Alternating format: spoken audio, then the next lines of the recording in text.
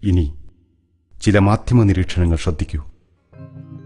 കണ്ണൂരിൽ കോട്ടകെട്ടി മറ്റു ജനാധിപത്യ ശക്തികളെ വേരൂന്നാൻ അനുവദിക്കാതെ CPM എന്താണ് നേടുന്നത്? കൊലപാതക രാഷ്ട്രീയം കൊണ്ട് കണ്ണൂരിൽ പ്രത്യേകിച്ച് ഒരു രാഷ്ട്രീയ നേട്ടവും ഉണ്ടാക്കിയിട്ടില്ല. എന്നിട്ടും കൊലപാതക രാഷ്ട്രീയം കണ്ണൂരിൽ അനുസ്യൂതം തുടരുന്നു. എന്തുകൊണ്ടായിരിക്കാം? കാരണം വളരെ ലളിതമാണ്. കൊലപാതകങ്ങളെ പ്രോത്സാഹിപ്പിക്കാൻ എളുപ്പമാണ്. സ്വന്തം വീട്ടിൽ അമ്മയോടോ അനുജനോടോ അച്ഛനോടോ പോയി കൊല്ലാനും ചാവാനും പറയാൻ ഈ നേതാക്കൾ തയ്യാറാകുമോ?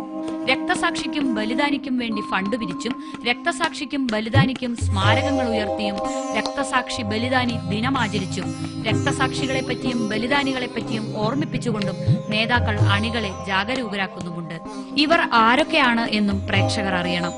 ഓട്ടോറിക്ഷ ഡ്രൈവർ, ലോറി ക്ലീനർ, കൂലിപ്പണിക്കാരൻ, ചുമട്ടുതൊഴിലാളി, ടാക്സി ഡ്രൈവർ, ഇങ്ങനെ അധ്വാനിച്ച് അന്നന്നത്തെ അപ്പം കണ്ടെത്തുന്നവർ, നിർധനർ, കുടുംബഭാരം ചുമലിലുള്ളവർ. ഒരു പാർട്ടിയുടെയും അനിഷേധ്യരായ നേതാക്കന്മാരായിരുന്നില്ല ഇവരൊന്നും. ഒരു പാർട്ടിയുടെയും നയമുണ്ടാക്കലിൽ ഇവർക്ക് പങ്കുമുണ്ടായിരുന്നില്ല. നേതാക്കന്മാരെ പോലെ രാഷ്ട്രീയം ഇവരുടെ ഉപജീവന മാർഗവും ആയിരുന്നില്ല. ഒന്നോ രണ്ടോ പേർ മാത്രമാണ് പാർട്ടിയുടെ പ്രാദേശിക ഘടകങ്ങളുടെ താഴെത്തട്ടിലുള്ള ചെറിയ ഭാരവാഹികൾ. മറ്റുള്ളവർ അങ്ങ് താഴെയുള്ള സാധാരണ അനുഭാവികൾ. ഇനിയും ഇനിയും ഇത്തരക്കാരുണ്ടാകേണ്ടതിന്റെ ആവശ്യം അവർക്ക് ബോധ്യമാക്കിക്കൊണ്ടേയിരിക്കുന്നു.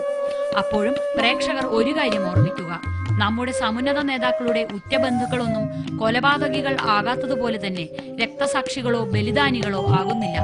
സ്വന്തം വീടും മക്കളും ബന്ധുക്കളും സുരക്ഷിതരാണെന്ന് ഉറപ്പുവരുത്തിയിട്ടാണ് ഈ കൊലപാതകങ്ങൾക്ക് ഇവർ നേതൃത്വം നൽകുന്നത്. സ്വന്തം മക്കളെ ഉന്നത പഠനത്തിന് വിദേശത്തടക്കം അയക്കും. സ്വന്തം മക്കൾക്ക് നല്ല ജോലി സമ്പാദിച്ചു നൽകും.